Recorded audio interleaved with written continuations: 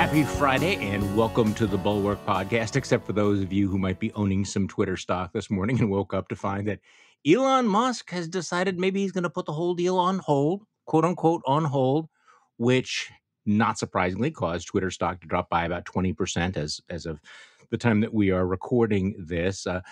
He's apparently concerned about the number of bots that there might be on Twitter that might affect the valuation. This, of course, has absolutely nothing to do with the fact that Tesla stock has lost about $400 billion in the last several days. I mean, just so on my newsletter, I went back. I felt like I was doing a flashback to the 1990s and went back to the Drudge Report and all the headlines.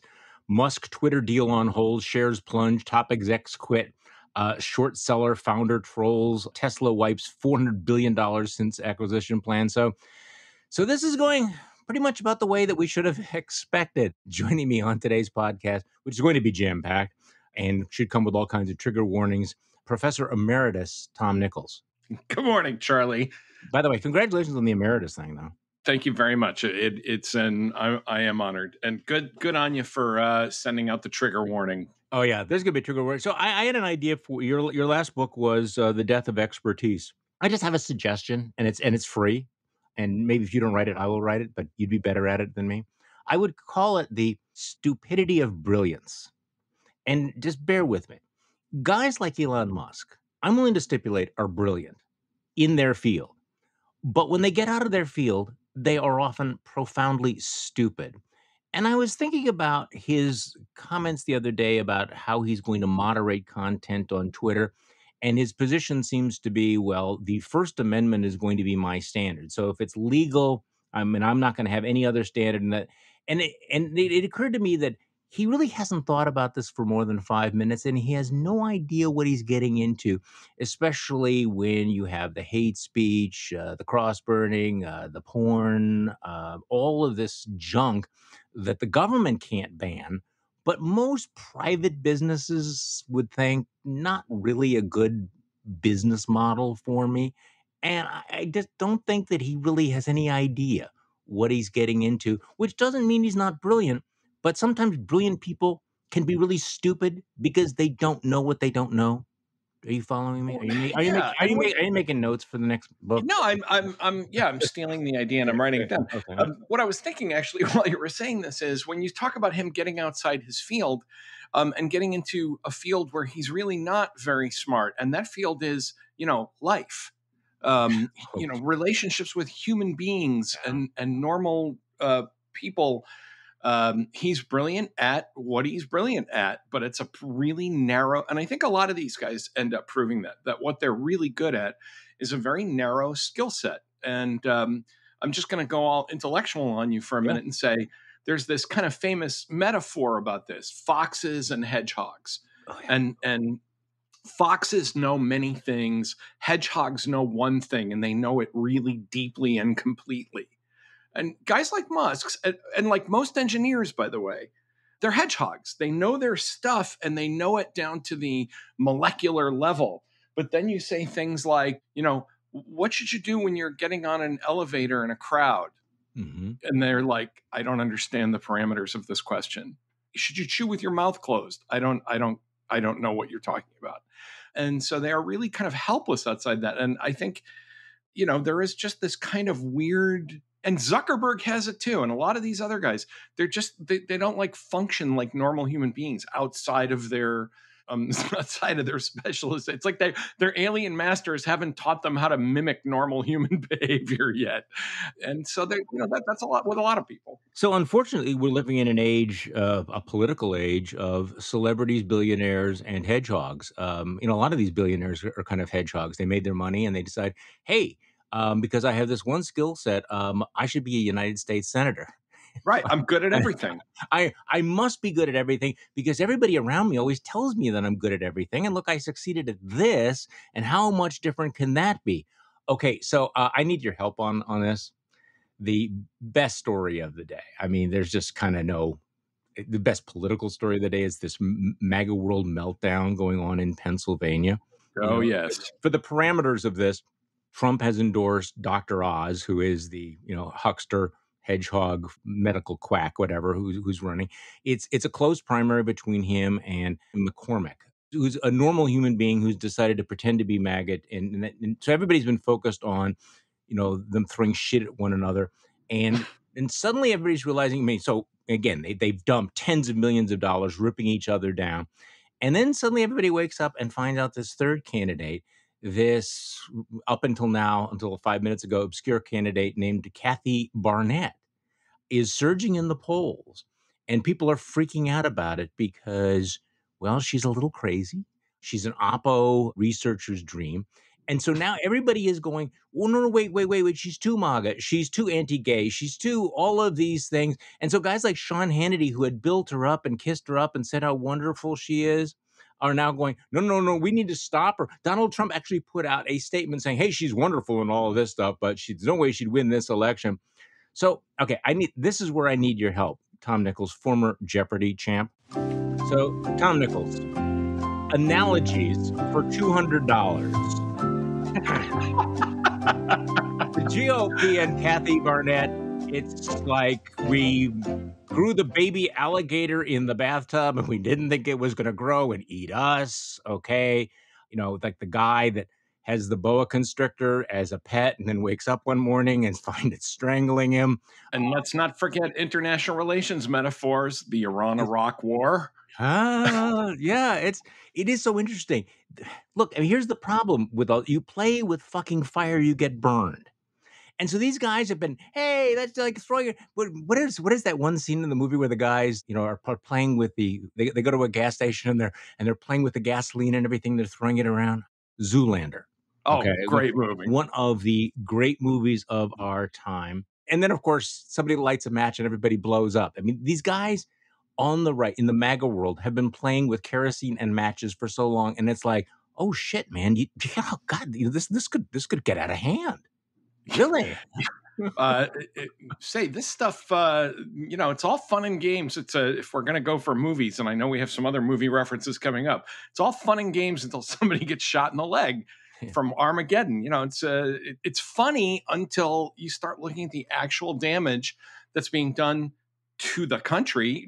And even within MAGA world, it's, this was all a lark until we started, putting kooks in that could actually hurt us and hurt our I would say our cause. They don't really have a cause. Their chances of getting elected.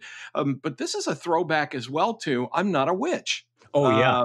Yes. This is 2010 again. Yes. The I'm not a witch for people who forget the Delaware primary. I'm not a witch. I'm just like you. No, you're not. So last night, Sean Hannity, who had actually built up Kathy Barnett and said how wonderful she was, the panic is not even disguised. Last night, Sean Hannity goes on to slam her attacks on Muslims. I want you to get your head around this. She's too anti-Muslim. Huh. You guys are concerned about the crazy, but you're all in for Donald Trump. Okay. So, she once claimed that Barack Obama is a Muslim, which is completely disqualifying, as opposed to, I don't know, Donald Trump claiming that Barack Obama was born in Kenya, but let's leave that aside. Gotta say, I didn't have Sean Hannity, defender of Islam and Muslims, on my bingo card today after all these years of plumping for noted Islamophile Donald Trump.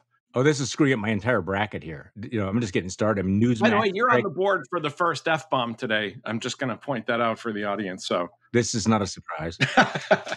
So Newsmax, Greg Kelly, calls her a race card playing scammer. Former Trump acting intelligence director Rick Grinnell called her unfit for office. Again, irony, beaten to death with hammers, highlighting a 2015 tweet in which Barnett said that pedophilia is the cornerstone of Islam. So it's interesting. Didn't he call her? Didn't I see some kind of Twitter minor artillery exchange where then he called her, somebody plumping for her, a homophobe? Yeah. These people sound like a meeting of the DSA.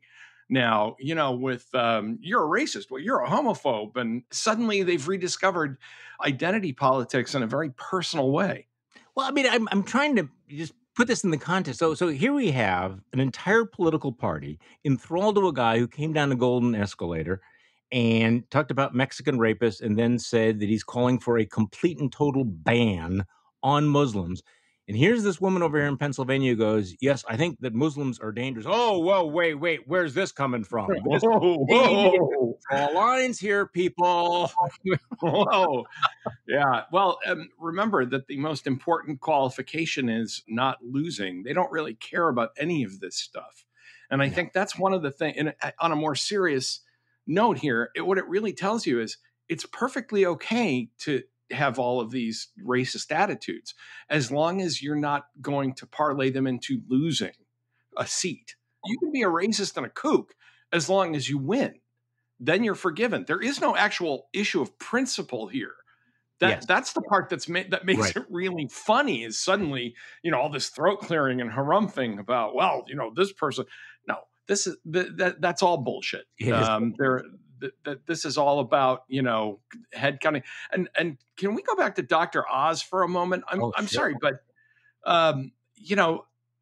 the idea that we're sitting here in 2020, I mean, I've gotten used to everything, Charlie. I have accepted that I had to spend 4 years, as I know we're going to talk about this piece I wrote, but I mean, I feel like, we crawled through the 4 years of the Shawshank sewer pipe that was the Trump administration, but I still cannot get my head around Dr. Oz, New Jersey resident, guy who I guess, a couple of years ago voted in the Turkish elections, now saying, I'm actually going to be a U.S. Senator from Pennsylvania.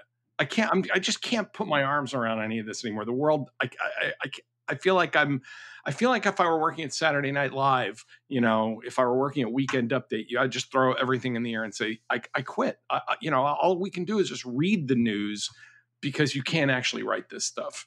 Yeah, and a couple of years from now, Tom, we're going to look back at this year and go, hey, remember how naive we were back then? Remember when we thought that was the worst it could get? Oh my God. Remember when people thought, you were the edge of the right wing? Yeah. And, and I was the sort of establishment, stuffed shirt, I mean, it is the strangest realignment in politics in my lifetime, but it's gone beyond a realignment of ideology. It's just gotten silly. I mean, it's just gotten hallucinatory. Well, that's why I wanted to focus on this, because it is silly. It is hallucinatory. Speaking of pop culture, I was going to hold this off for later because we're going to have a serious discussion about your piece in The Atlantic about Mark Esper and that whole question of when people should speak out. And I also want to talk about Finland and Sweden, which I'm absolutely fascinated looking at the scope of history at the strategic non-genius of Vladimir Putin at the moment. Look, it is just incredible. It's just one of those things. Like, do you realize the kind of things you're hearing from Estonia and Finland and Sweden would have been absolutely unthinkable at one time? And hey, thank you, Vladimir Putin, for changing everything. So we're going to get to that serious discussion. But you and I have had an experience this week as old white guys. Oh my God, yes. Trying to give some advice to, or at least pointing out to the Democrat. I'm pro-life. You're pro-choice. To our coalition partners. Yeah. Okay. So, but again, we're coalition partners, and I want to make it clear. I consider myself pro-life. I'm going to continue to use the term pro-life. You are pro-choice. You've written eloquently about all of this, pointing out the strategic and tactical stupidity of much of what the Democrats are doing by not focusing on the areas of vulnerability. Their messaging is just awful. The tactics are much awful. And as coalition partners, I think you and I, having also gotten about 1,000 tweets saying, you guys are old white men, you should just shut the fuck up about all of this, sit down, which, by the way, is a very persuasive argument. Yes, sit down, shut up. We don't want your vote. Well, exactly. Like, have you really thought this through? So before we just dive into this, speaking of pop culture, you requested, Professor Emeritus, this classic, iconic soundbite from Pulp Fiction. Jimmy, lead the way. Boys, get to work. Please would be nice. Come again? I said a please would be nice. Get it straight, Buster. I'm not here to say please. I'm here to tell you what to do. And if self-preservation is an instinct you possess, you better fucking do it and do it quick. Yep. I'm here to help. If my help's not appreciated, lots of luck, gentlemen. No, Mr. Wolf. It ain't like that. Your help is definitely appreciated. Mr. Wolf, listen. I don't mean disrespect, okay? I respect you. I just don't like people barking orders at me, that's all. If I'm curt with you, it's because time is a factor. I think fast, I talk fast, and I need you guys to act fast if you want to get out of this. So, pretty please, with sugar on top, clean the fucking car. Okay, so I have been living this for a week. You know, it's like, but Tom, people are hurting. They're angry. They're upset. And I keep saying, I understand that. I understand people are upset. I'm upset. Everyone's upset.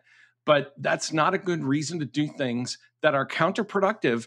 Look, if you want to get out of this, time is of the factor. If you want to get out of this, please, pretty please with sugar on top, clean the fucking car.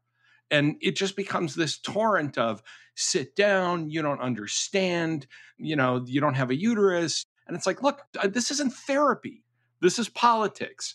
This isn't an affirmation session. This isn't a, you know, speak your truth moment. This is a political emergency that whether you are pro-life or pro-choice is going to have. First, it matters whether you're pro-life or pro-choice because the immediate issue is what are you going to do if Roe is repealed? And I have a thought about that nobody's going to like in a moment.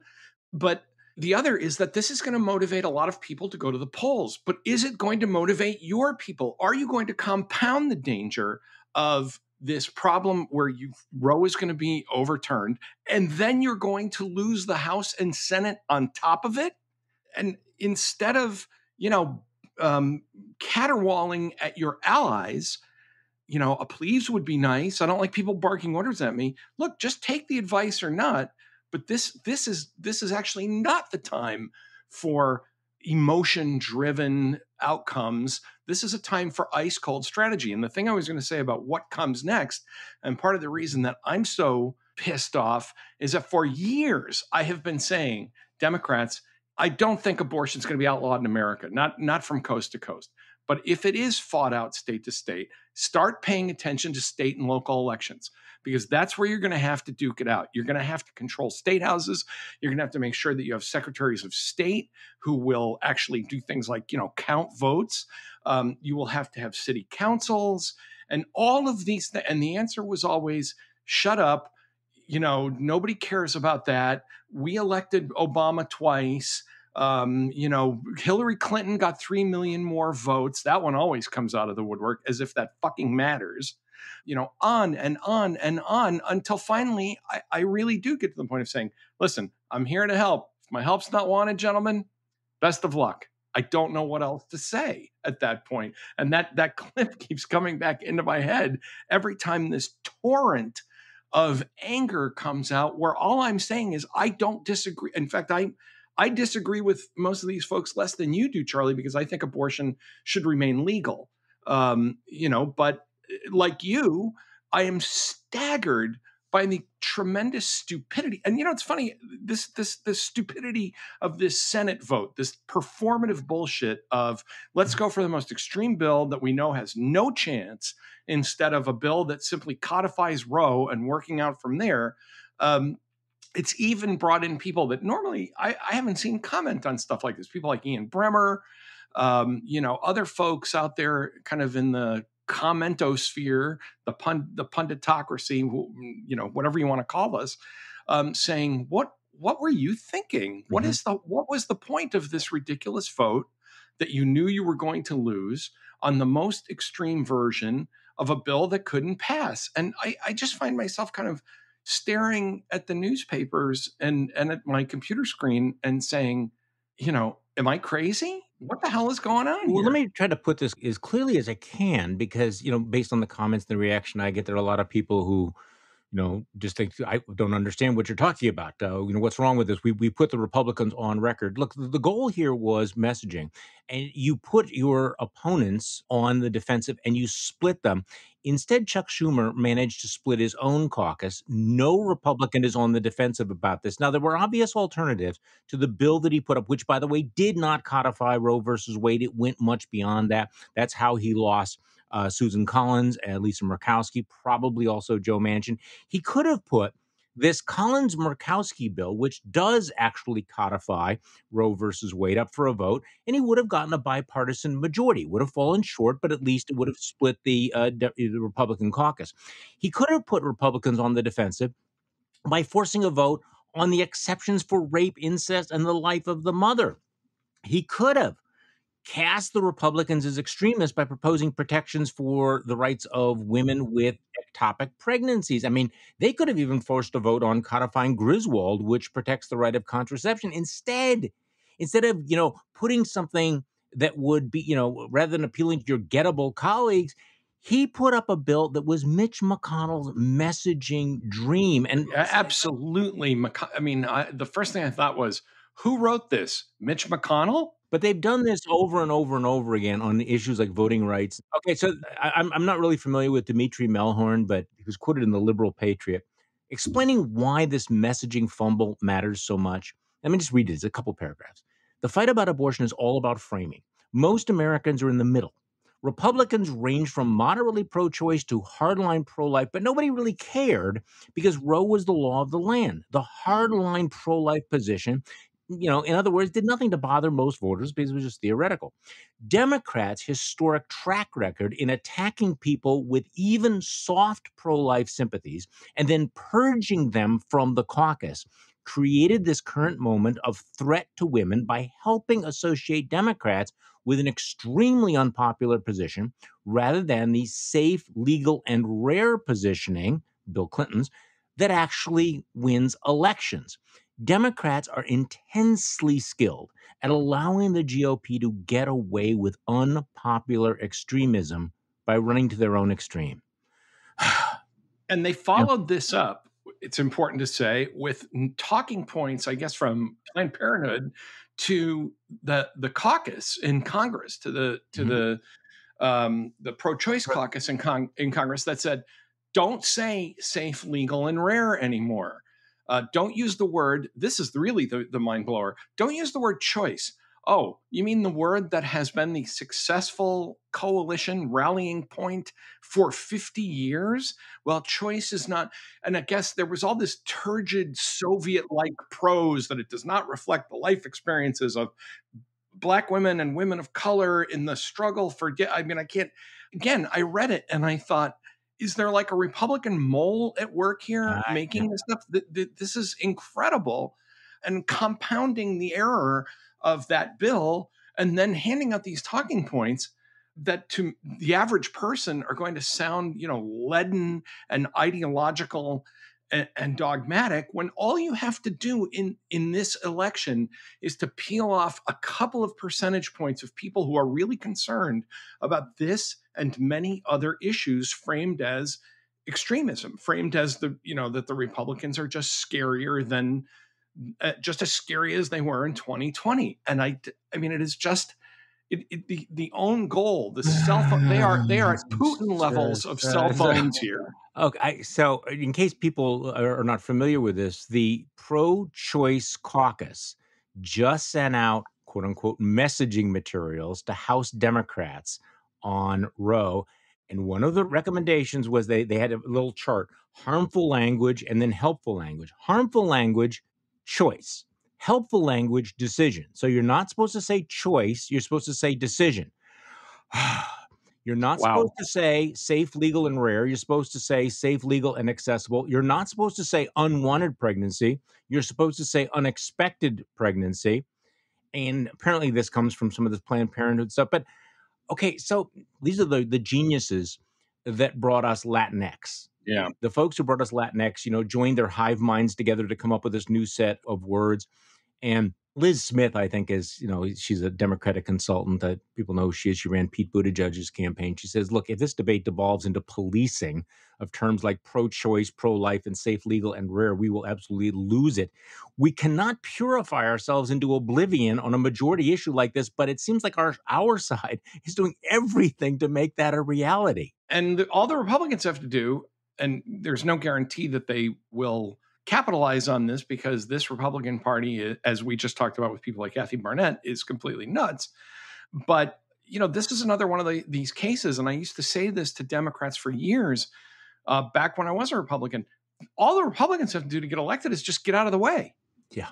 This is where this frustrating conversation always goes, which is, you are going to... Because I think the way a lot of these folks who get mad at you and me, Charlie, they fire back and they say, well, you want us to appeal to Republicans. And my answer, as I know yours often is we get it. Republicans are not gettable votes for you. You're not going to convert anybody. All you have to do is not scare off 2 or 3% in the middle who otherwise would just stay home. They might come out and vote for you unless this, to go back to the Iran-Iraq war, unless this becomes like the Iran-Iraq war, where they think both sides are so terrifying that they just say, what's on TV? Well, I'm just going to go watch TV. I'm going to stay home. I'm not going to vote. Okay, now, so I don't want to get pedantic, but also this, now that there's the heavy breathing about we shouldn't say choice, we should say decision. This is also what gives me that sort of, facepalm moment, because, obviously they workshopped this and decided that, choice is not serious. Now, there's not that big a difference between choice and decision, right? I mean, if you have a decision to make, then you've already, I'm sorry, what I think every time I thought about this stuff? Or yes, they've thought about it too much. Every time I see something like this, I looked at that chart that you were talking about. If people haven't seen it, I think they can find it in your Twitter timeline, but it's out there. I put out my newsletter. Every time I see that chart, I think, wow, a bunch of people who went to graduate school were involved in this. And I think this is part of the, and I'm not being facetious. I think part of the problem, and I know analysts and guys like Roy Teixeira and David Shore have really talked about this, that the Democratic Party, because it has become so top heavy in its leadership with college graduates, and I don't say college graduate, I'm a college graduate, but that with college graduates who are inside that kind of college Democrats ideological bubble, they forget that normal American voters don't talk this way. They don't think this way. They didn't go to graduate school in, the gendering of language. They for 50 years, they have understood that one side thinks you should have a choice. The other side thinks you should not have a choice. Now it's like a decision. What is that? How are you actually going to change course at the moment of ultimate peril for your goal here, your cause, and somehow say, let's take the thing that was working and toss that because a small committee of our comrades decided that this language was not appropriate to the life experiences of, part of our coalition. It's totally sane if your life is a seminar room. But that's not how you win elections. Elections are won among the normals. Somebody got mad at me for using that expression. What do you mean the normals?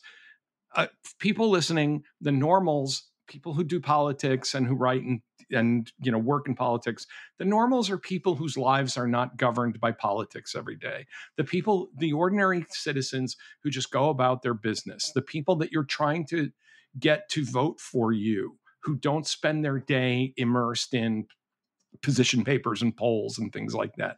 And the Democrats the Democrats could be a natural majority in this country if they would stop scaring the normals. Well, I don't know how to get them to stop doing it. Well, and Reed Teixeira, who is a liberal Democrat, has been around forever, continues to make this point. He says, part of the problem here is the adamant refusal to pay attention to the actually existing opinions and values of actually existing American voters, as opposed to sitting around and saying, no, this is what you should believe. These are the words you should use. You shouldn't use that word. You should use this word. There are real people out there. And I think part of it is the fantasy that the future of politics is just, and I'm reading from what he wrote in Liberal Patriot, you're counting on this prairie fire of progressive turnout that you don't need to persuade anybody, that you're just going to get your sort of, mythical, millions of unicorns who are going to turn out and vote. But the problem is that most elections right now are decided, the key elections are decided, not in the plus 19 Democratic districts. They're not decided in California. They're decided, in these areas where, frankly, there are real people who roll their eyes at this kind of shit. Okay, so Tom. Well, and can we say here, there are real Democrats who roll their eyes at this kind of shit, but they don't want to get mau-maued about it. And so they kind of just, sort of take a deep breath. And I think, before we leave this, I really want to hammer that point about the plus 19 districts and the reality here that all elections are national elections now. This is something I think that Democrats have, in a way that Republicans understand. in their bones. And, somebody like J.D. Vance, who understood he could come from third place. Basically, he didn't have to give a shit about what goes on in Ohio. In fact, he had a town meeting at one point where he said, "Let's talk infrastructure." There was a report on this in the media where everybody walked in and said, "No, let's talk about what was on Tucker Carlson last night." And Vance, he might be horrible as a person, but he's not stupid, said, "Okay, I get it. That, this Ohio election is really about the kind of national MAGA tornado of bullshit." And so he jumped right into that. The Democrats don't understand that what you say, that when Cori Bush talks about birthing people, that shows up in an election where it's D+1 or R+2, and it matters. They have no national messaging strategy, no message discipline whatsoever. And then they can't understand that these elections are being won and lost in places where their voters are not effectively distributed. And I think this is something, and I'll just get off the political science soapbox and tell to Democrats who are listening, you are a majority of the country, but you are not efficiently distributed throughout our federal system of government. You are a majority of the country. Right, Charlie, I heard that sigh of exasperation. Yeah. How many times have you tried to explain it, right? I know. Hillary Clinton won an extra 3 million votes. Yes, mostly in California, which is great. California is one of our beloved states of the union. Their votes matter just like everybody else.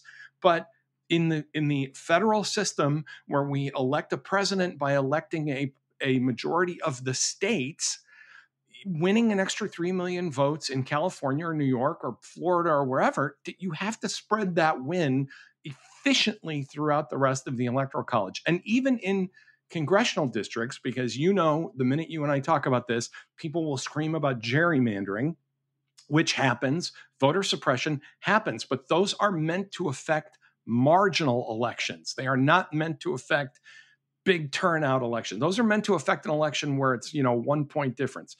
And when you've got young people still voting down in the 20s and 30s and 40s, they got up to 50% of the vote in 2020 of their available vote. And we thought that was like a miracle.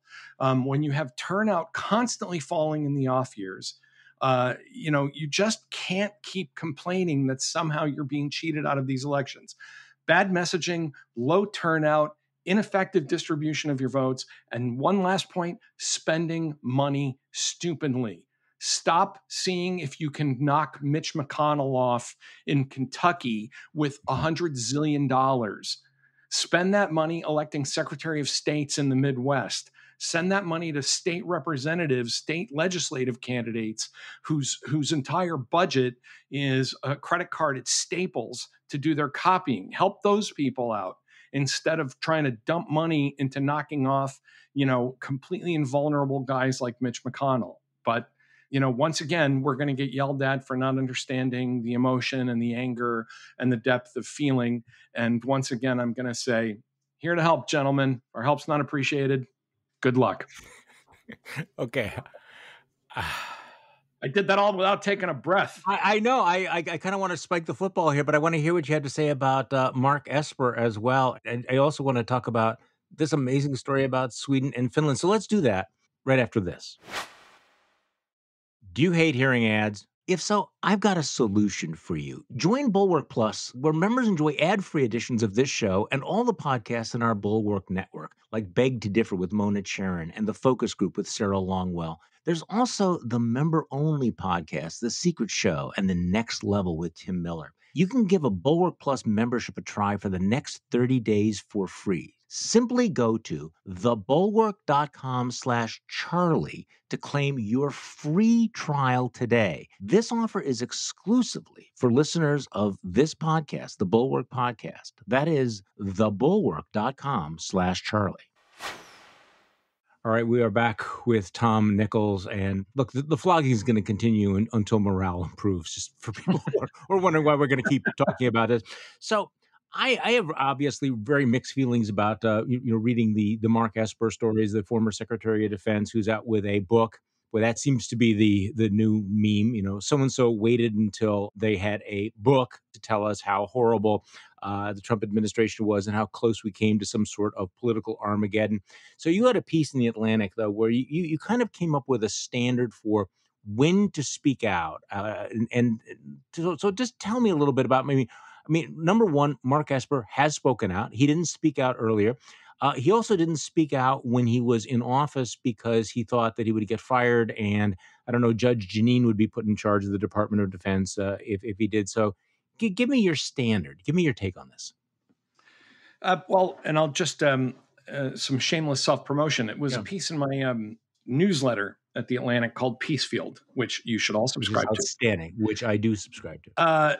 And I said, Mark Esper, when I'm an emeritus now, but when I was a professor, I was working in the DOD at a military institution. And, Mark Esper wasn't my favorite Secretary of State. But as I said, one more TV reference, like Chernobyl. He was that line from Chernobyl. Not great, not terrible.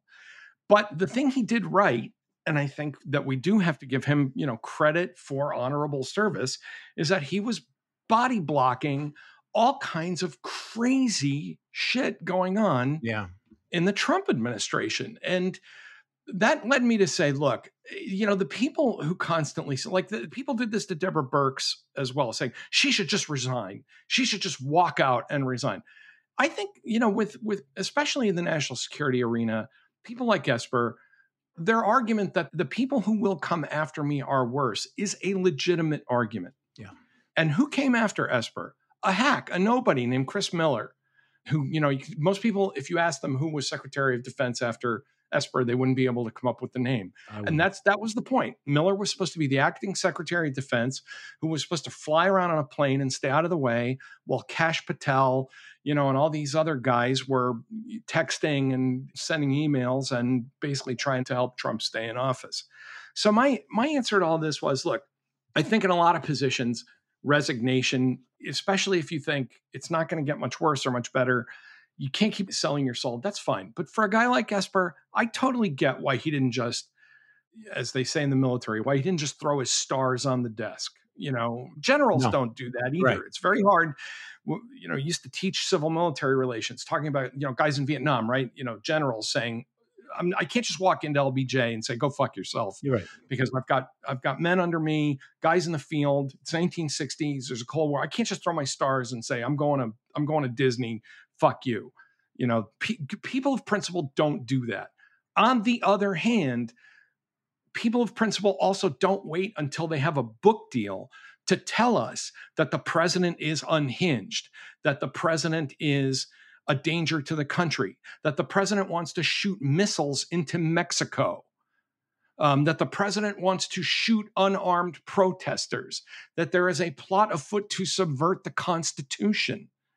And I think that's where I really draw the line, that if you resign or you're fired, in the case of Esper, a week later, I think it's okay to say, look, I understand I've been fired. I stayed as long as I could to prevent the damage I could. Now that I'm out, I'm released from my obligation to this administration. And I feel the need to say the reason I stayed is that you people need to know a bunch of stuff. And you say that a week after you're out, not 18 months after you're out, not after you have a book deal and you're trying not to steal the thunder from release week. And think of all the people, Charlie, that we haven't gotten a full. Some guy on Twitter gave me hell about, well, Jim Mattis spoke out. Yes, Jim Mattis was highly critical. I'm very aware of what Jim Mattis said because he said it in the magazine I worked for. Mm-hmm. On the other hand, Jim Mattis has never given a full accounting of what happened inside the Trump. We know more from Mark Esper than we do from Jim Mattis. John Kelly has never really told us things we need to know about what happened inside that White House. And especially now, while Congress is investigating what happened, these guys are just sitting back and keeping their heads down and saying, don't subpoena me. There's a time to step forward and say, this is a grave time for the Republic. This is a time for me to, and you know what? You could even do it. Let me just say to my former Republican colleagues, you could even do it in the spirit of party loyalty if you really wanted to. Look, the Republican Party needs to know These are the people who were subverting the Constitution. This is stuff that happened, but they don't do it. And they, the people that waited until they had book deals, John Bolton, Mark Esper, many others, and the people who have never spoken out and told us what they really know, Kelly, McMaster, Mattis. I mean, it's really, I really think that there is a failure of a duty to speak out there. Well, I want to put an exclamation point on this, because there was a time when I really do think that they had a duty to speak out, which was during the impeachment proceedings that took place in 2021. And this has tremendous consequences, because what they're all saying is that it would be an absolute disaster for the country and a threat to national security if Donald Trump ever returns to the Oval Office. And yet their silence makes that more likely, because they failed to come forward at a time when the American system was processing all of this, and when there was a moment at which he could have been held accountable for his behavior. As a result of the failure of accountability, he is not disqualified from running for office, and he's going to be the Republican nominee, I think, more likely than not. And given everything that's happening, it's a real possibility. So your point about impeachment is really important, Charlie, the second one, because you could say, well, look, the election was already over. Esper was fired after the election, right? But Kelly, Mattis, Esper, Burks, you name it, all of these people could have gotten together during the impeachment and said, this is a moment where the American people are trying to decide whether Donald Trump should be prohibited from ever running for office again. That would be the only, if Trump had been impeached the second time and convicted, the only consequence would have been to prevent him from running for office again. And all the people who said he must never be allowed in the Oval Office again all kept their traps shut during the one moment that the American nation was debating whether or not to allow him back into the Oval Office ever. Right. And I'm sorry, there is no duty of confidentiality, no executive privilege, nothing that supersedes that. When that they should have come forward, and if Congress didn't want to hear from them, they could have held a press conference and they said, we are all here as Trump's former national security team, his former COVID team, his former economic team, his White House staff. There's a dozen of us standing here. We're here to tell you this is the most dangerous person we've ever seen. And yes, we understand we worked for him because we did our best to prevent disasters every day. And let us tell you what they were. If you're just didn't do it. Yeah, and if you're willing to go on cable television shows and radio shows and give newspaper interviews saying this, why were you not willing to share that with the Congress of the United States when they were making this monumental decision? And that's where I think it becomes unforgivable. I agree, and I think the the teasing of these stories, we'll be right back. There's a bombshell coming. No, I'm sorry, this is not commercial television. This is your duty to the country and the Constitution.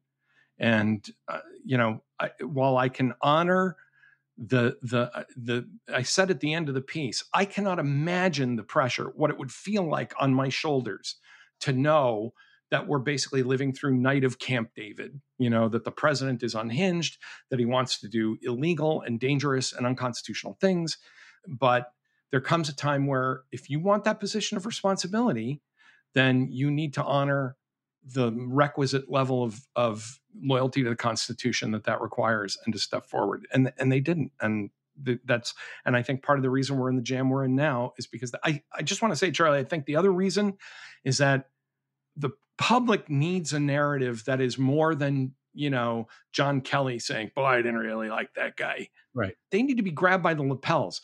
The president was going, I am a Republican, I am a Republican Trump appointee. Listen to me. He was going to shoot unarmed protesters. Now ask me anything, and instead they kind of, and then of course you get this absolute bullshit from guys like Barr. Well, he's a terrible president. He's terrible. I told him he was full of shit and people hated him. Well, of course I'd vote for him again. I don't think he should be the nominee, but if he's the nominee, what are you going to do? Because apparently they feel that that's required. So let's leave it at that high point and let's start our weekend. We both have earned it. Tom Nichols, thank you so much for coming back on the podcast. Thank you, Charlie. The Bulwark podcast is produced by Katie Cooper with audio production by Jonathan Siri. I'm Charlie Sykes. Thank you for listening to today's Bulwark podcast, and we'll be back tomorrow to do this all over again.